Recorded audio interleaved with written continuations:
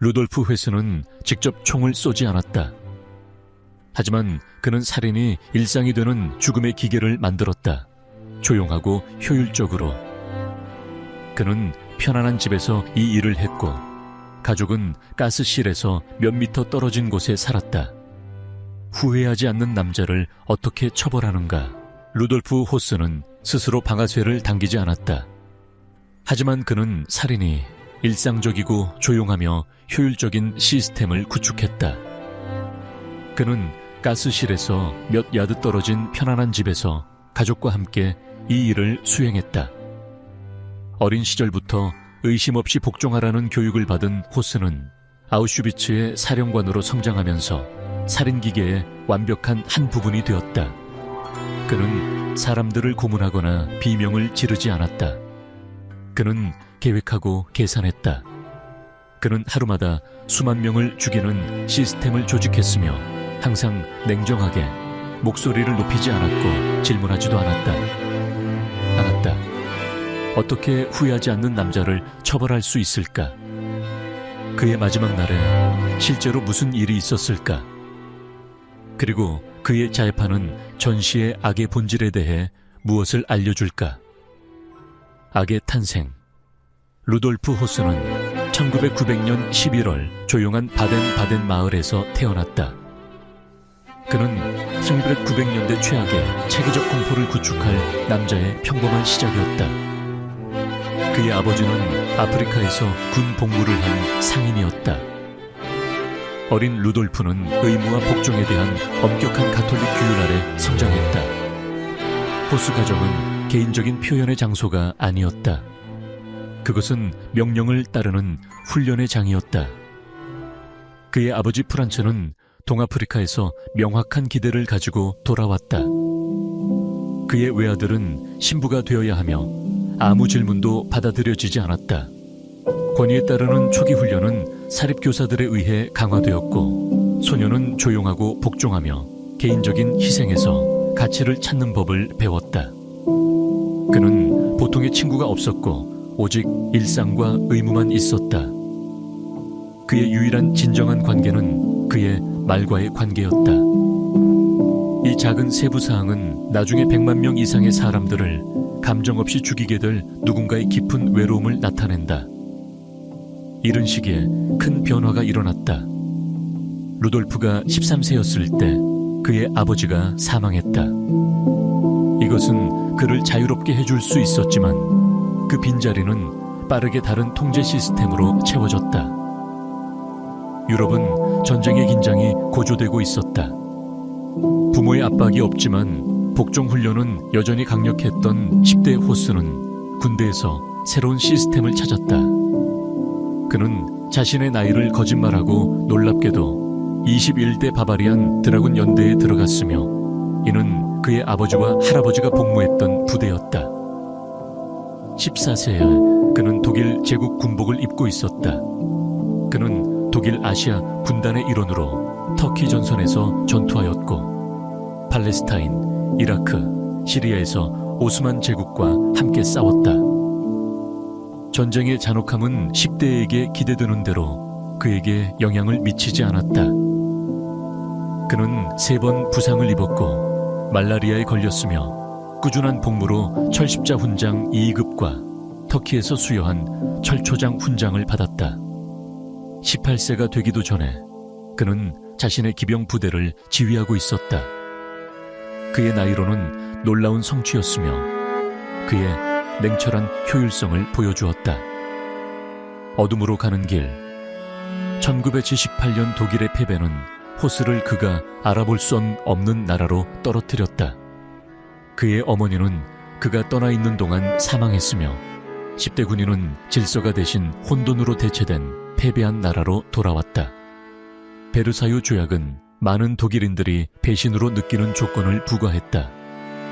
엄격한 시스템에서 훈련받은 호스는 견딜 수 없는 권위의 공백에 직면하게 되었다. 혼란스러운 수천 명의 퇴역 군인들처럼 그는 자신의 분노를 극우 군사그룹에 쏟았다. 프리 군단은 그의 첫 번째 정치적 고향이 되었다. 이 민병대는 대부분 퇴역 군인으로 구성되어 있으며 공산주의자들과 노동조합원들과 싸우면서 독일의 급진적인 민족주의 비전을 추구했다. 호스는 그곳에서 따를 새로운 시스템과 목적의식, 군사적 형제애를 발견했다. 1979년 그는 프리군단 로스바흐에 가입했으며 그의 복종성과 냉정함 덕분에 귀중한 존재가 되었다. 극단주의로의 전환은 1923년 폭력적인 형태로 표현되었다. 호스는 다른 프리군단원들과 함께 알베르트 레오 슈라게터라는 민족주의적 사보타주가 프랑스에 의해 점령된 라인란드에서 처형된 배신자로 간주된 발터 카도우의 살인에 가담했다. 그 잔인함은 극단적이었다. 카도우는 잔인하게 구타당하고 머리에 바위로 맞아 죽었다. 이 범죄는 수년 후 히틀러의 개인 비서가 될 마르틴 보르만의 소유 농장에서 발생했다. 이것은 우연이 아니었으며 치명적인 연결의 첫 번째 고리였다. 호스는 체포되어 살인 혐의로 10년의 징역형을 선고받았다. 그러나 감옥은 구원의 시간이 아니라 오히려 확인의 시간이 되었다. 브란덴부르크 감옥에서 그는 다른 극단주의자들과 함께 방을 나누었고 정치적으로 특권을 가진 정치범으로 대우받았다.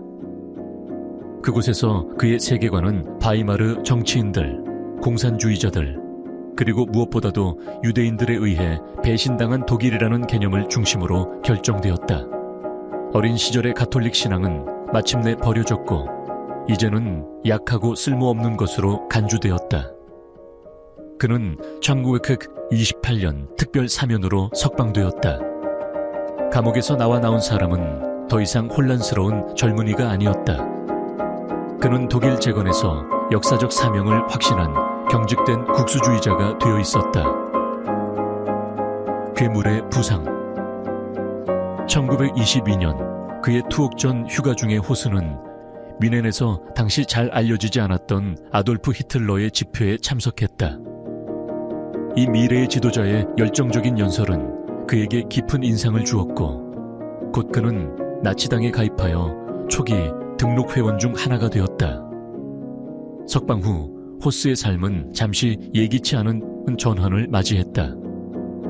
그는 농업정신을 정화하자는 이념을 가지고 있는 민족주의 농업단체인 아르타만 연합에 가입했다. 그곳에서 그는 1929년에 결혼한 헤드윅 헨젤을 만났고 그와 함께 5자녀를 두게 된다. 이 평화로운 시기는 만연한 안정성을 제공했다. 하지만 국가 사회주의와의 연결은 숨겨져 있었다. 아르타만 연합은 성장하는 나치 운동과 강력한 이념적 관계를 유지하고 있었다.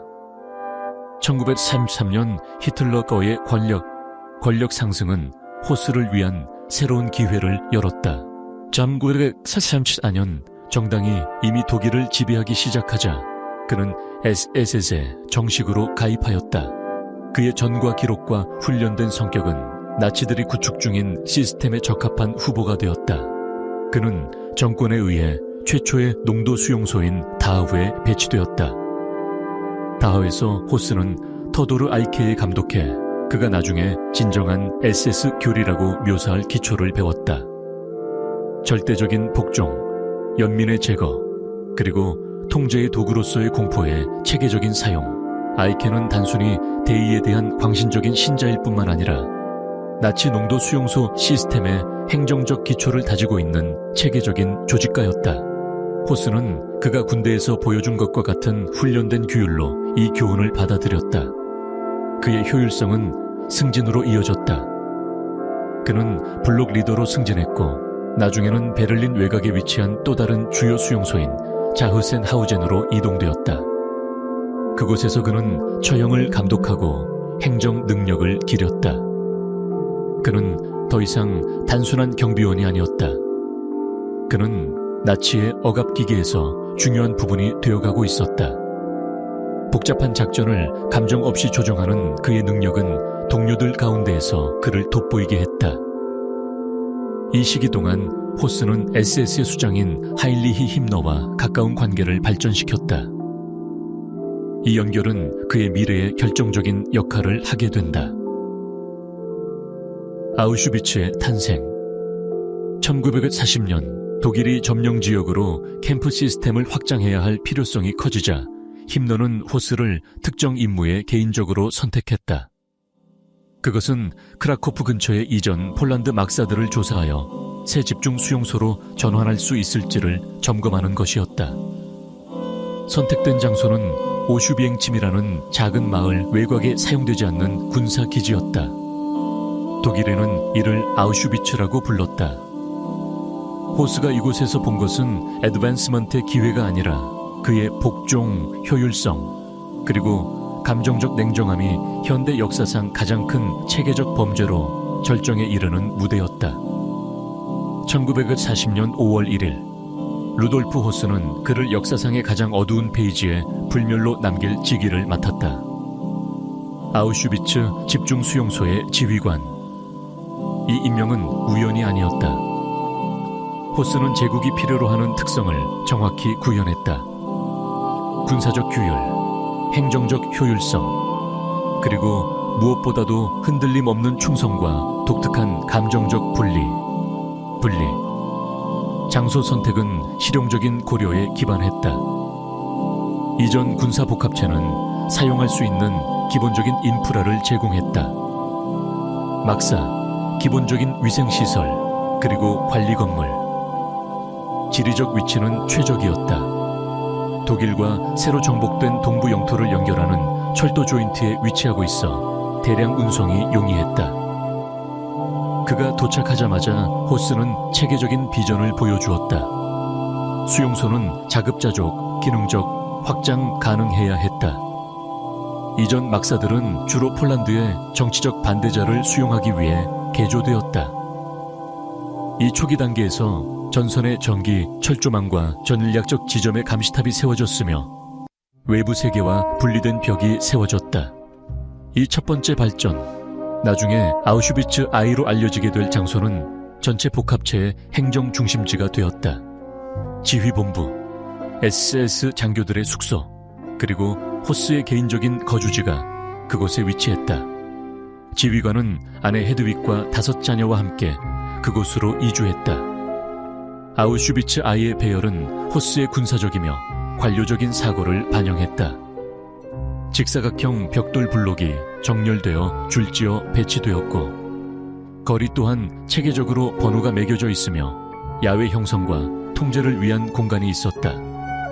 일은 당신을 자유롭게 한다 라는 유명한 슬로건이 입구 위에 게시되어 있었다. 이는 그 문을 지나가는 사람들에게는 잔인한 아이러니였다.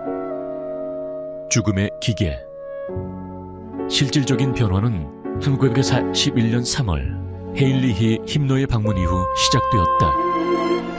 SS 지도자는 호스의 조직 효율성에 감명을 받았다. 이 검사 중 힘너는 개인적으로 수용소의 성격을 급격하게 변화시킬 확장 계획을 그에게 통보했다.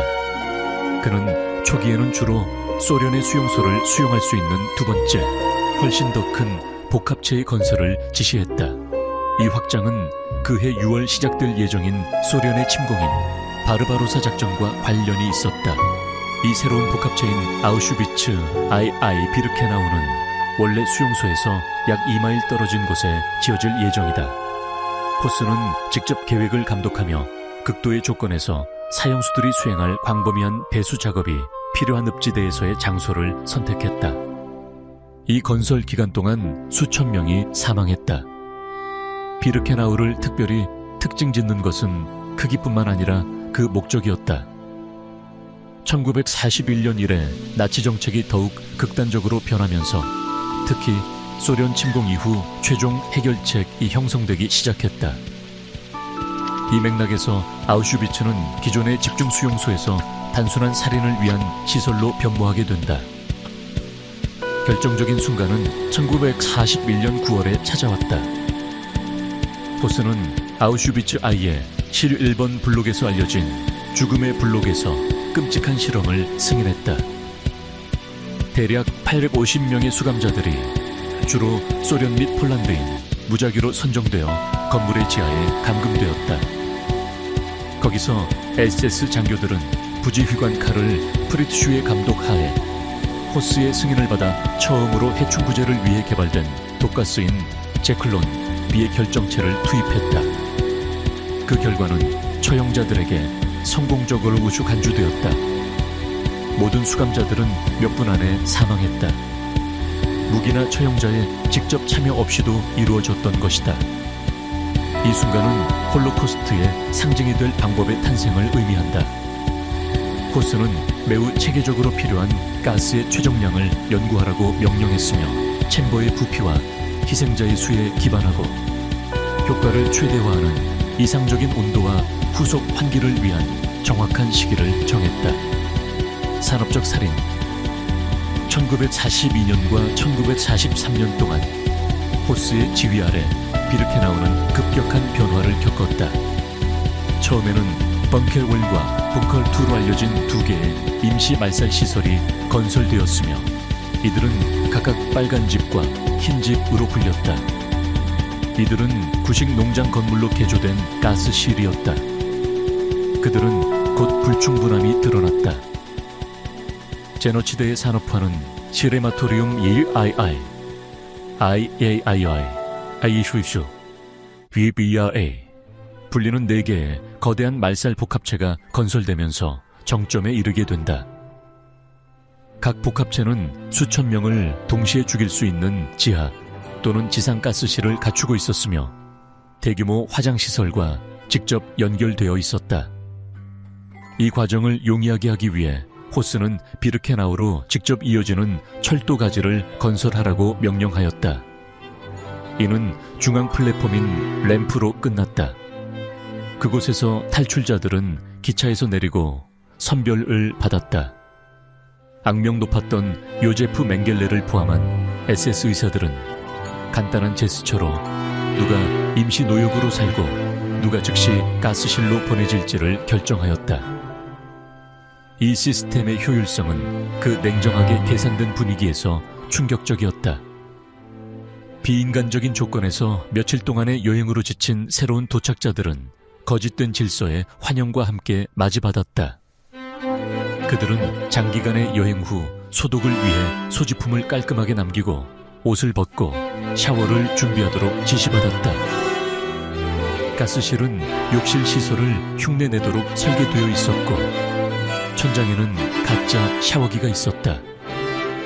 문이 봉인되었을 때 이 속임수가 드러났다. 문이 밀폐되자 SS 직원들이 천장이나 벽의 구멍으로 제클론 B에 알갱이를 던졌다. 죽음의 과정은 10분에서 20분간 지속되었고 이 동안 수감자들은 점진적인 질식과 고통스러운 경련을 경험하였다.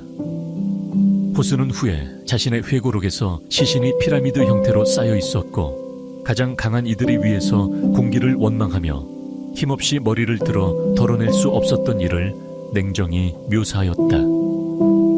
죽음의 관료. 복합체의 관리는 엄격한 계층 구조를 따랐다. 호스는 지휘관으로서 최고 직위에 있었고 특정 영역에 대한 책임을 지는 여러 부하가 그의 보조 역할을 했다. 그의 세부적인 행정적 관심은 전설적이었다. 그는 베를린 SS 본부와의 지속적인 통신을 유지하며 운영 능력, 처리된 인원수 및 시설의 효율성에 대한 상세한 보고서를 보냈다. 이 문서에서 사용된 언어는 절대적인 비인간화를 드러낸다. 조각, 단위, 자자의와 같은 용어는 인간에 대한 언급을 대체했다. 이 시기에 그의 개인 생활은 불안한 대조를 이룬다. 그는 복합체 내에서 그의 가족과 함께 편안한 빌라에 살았으며 화장실 아에서 몇 야드 떨어진 곳이었다. 그의 자녀들은 정원에서 놀았고 화장실 연기가 끊임없이 피어올랐다. 그의 아내 헤드윅은 주변 현실과 분리된 것으로 보이는 깔끔하고 아늑한 집을 유지했다. 후에 호스는 대량 학살을 관찰한 하루의 끝에서 이 평화로운 환경으로 돌아올 때 느꼈던 평화를 언급하기에 이른다. 이 이중적인 삶은 한나 아렌트가 나중에 악의 평범성이라고 묘사한 것을 보여준다. 즉, 존재를 격리할 수 있는 인간의 능력, 사랑하는 부모이자 동시에 100만 명의 살인을 체계적으로 조직할 수 있는 능력이었다. 호스 작전. 1944년 봄, 연합군이 유럽을 가로지르며 진군하고 제3제국의 패배가 점점 더 불가피해 보이자 전례 없는 대량 학살 작전이 생겼다. 홀로코스트의 설계자들은 임박한 패배 앞에서 작업을 중단하는 대신 오히려 속도를 올리기로 결정했다. 이 최종 단계는 나치의 제무기 공장에서 아우슈비츠를 대량 살상시설로 바꾼 남자에 의해 지휘될 것이다. 루돌프 호스는 내부적으로 작전 호스 또는 호스 작전으로 알려진 행사에 대해 감시하기 위해 다시 나타날 것이다. 1944년 3월 19일 독일 군대의 점령은 헝가리에서 군사적 점령 조치를 개시하였다. 헝가리 시민은 제3제국이 패탈 상태로 전환하기 위해 모든 것이 없어진 상황달과 대신 단기적인 시대로 인도되었다. 전투는 군사적 정밀함으로 시작되었다. 그러나 헝가리 유대인 여성들은 임의의 트럭을 통해 즉시 강제노동에 동원되었다. 이들은 비인간적인 대우로 인해 탈출자들은 즉각적으로 학살당하였다. 약 8,500명이나 이러한 행진 중에 사망했다. 1944년 4월 15일 첫 기차가 헝가리에서 출발하였다.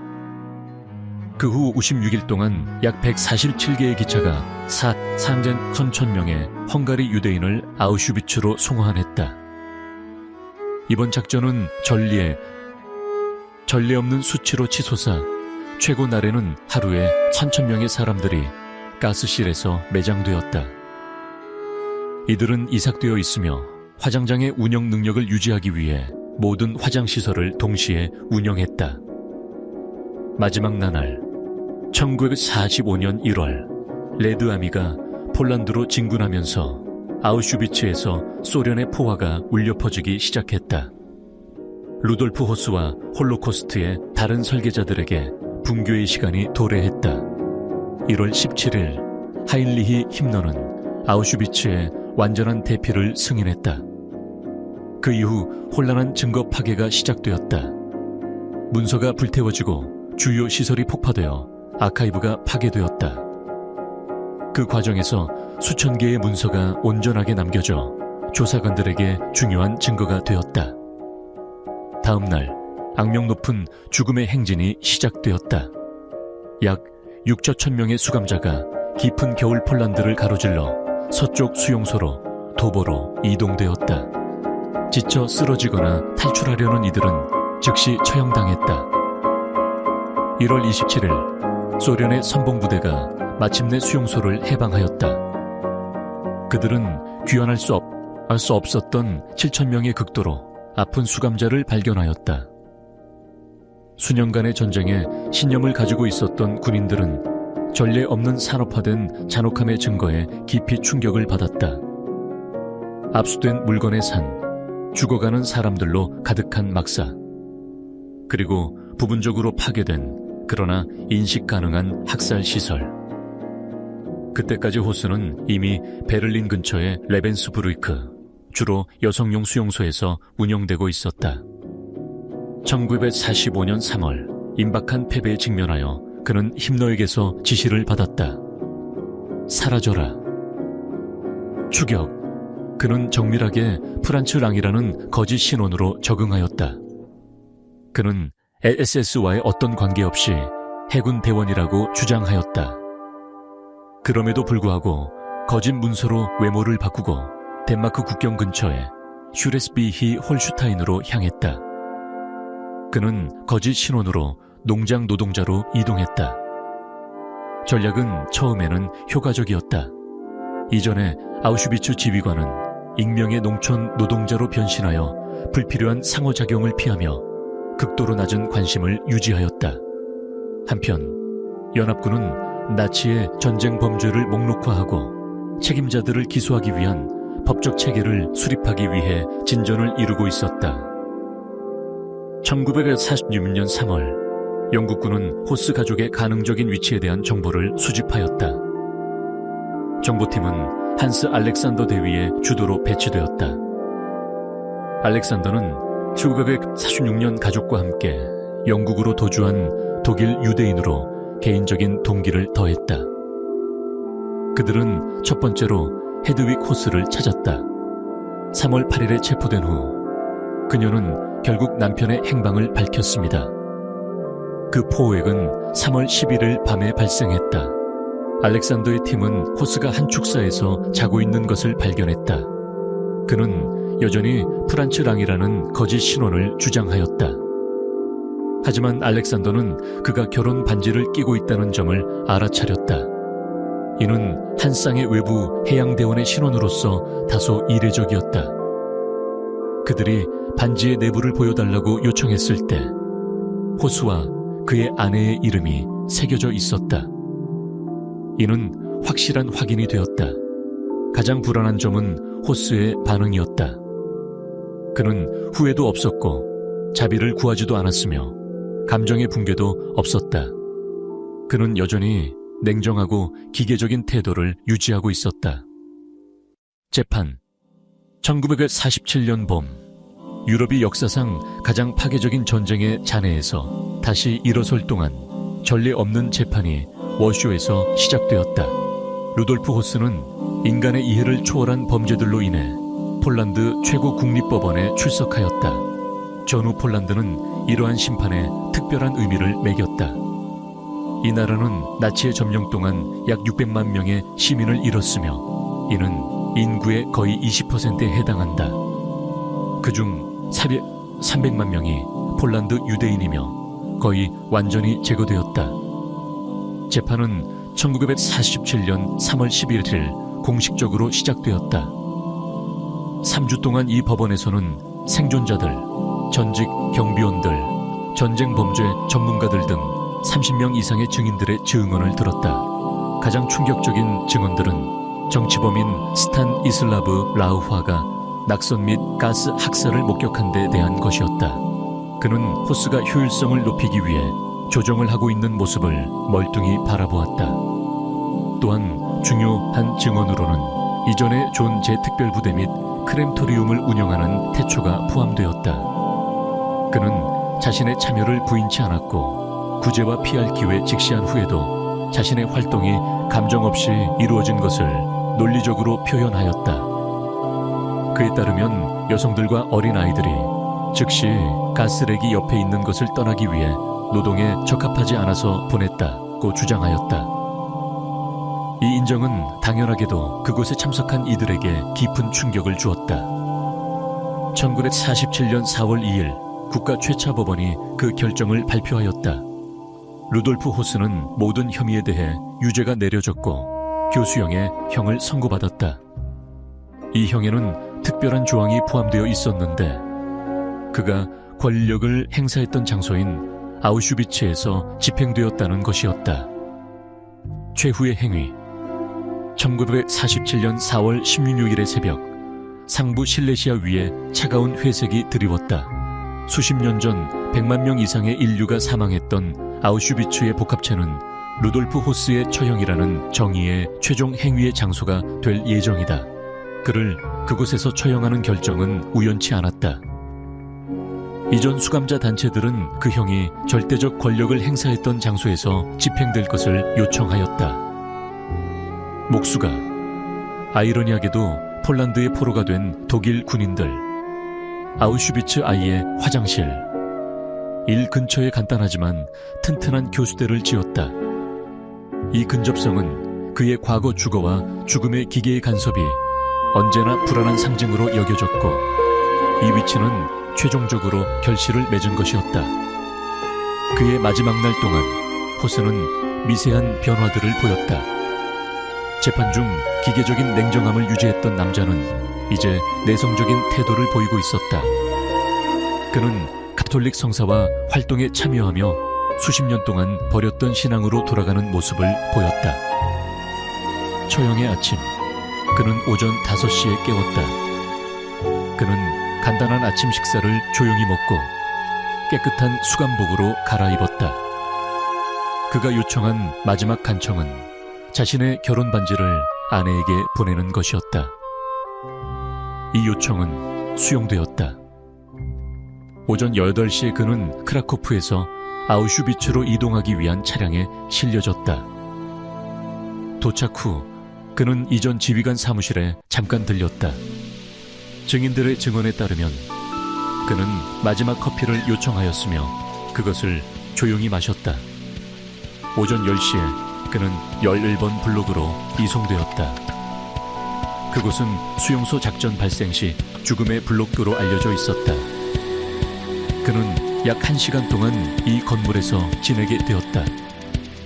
약 100명의 공식 증인들이 참석하였다. 정부 관계자들, 법원 관계자들, 의사들, 공인된 기자들, 그리고 다양한 민족들과 고통의 마지막 시기를 겪었던 아우슈비츠의 이전 수감자들이었다. 오전 10시 8분, 호스는 교수대로 끌려갔다. 그는 빠르지도 느릿하지도 않은 측정된 거듭난 과정을 통해 발걸음을 내딛었다. 목격자들은 그의 표정을 멀리서 바라보는 것과 수긍하는 인상으로 묘사하였지만 두려움을 느끼지 않는 모습이었다. 그는 보조 없이 계단을 오르며 지휘관으로서 보였던 그 일관된 훈련과 통제를 유지하고 있었다. 폴란드 검사관은 공식적으로 판결문을 읽었다. 호스는 방해하지 않고 이 판결을 들었다. 그가 마지막 발언이 있는지 물었을 때 그는 독일어로 간단하게 대답하였다. 나의 행동을 후회한다. 나는 내 생명으로 그 값을 치른다. 정확히 오전 10시 9분 함정문이 작동되었다. 아우슈비츠의 지휘관은 공중에 매달린 채로 남겨졌다. 그의 시신은 약 15분 동안 매달려 있었다. 의사는 오전 10시 21분에 사망을 확인하였다. 호스는 경추의 골절과 질식으로 사망하였다. 수백만 명을 효율적으로 질식시킬 시스템을 설계한 남자는 이제 유일하게 개별화된 공정한 재판을 받은 상황 속에서 유사한 죽음을 경험하고 있었다. 그의 피해자들은 이러한 절차에 없던 것이었다. 목격자에 따르면 정부 관계자들이었던 전 수감자들은 처형을 목격하며 기쁨이나 복수심을 나타내지 않았다. 프랑스의 한 생존자는 나는 기쁨을 느끼지 않았다. 우주의 어느 정도의 질서가 회복되었다고만 느꼈지만 잃어버린 것의 거대함 때문에 그 어떤 승리의 감정도 불가능했다고 말했다.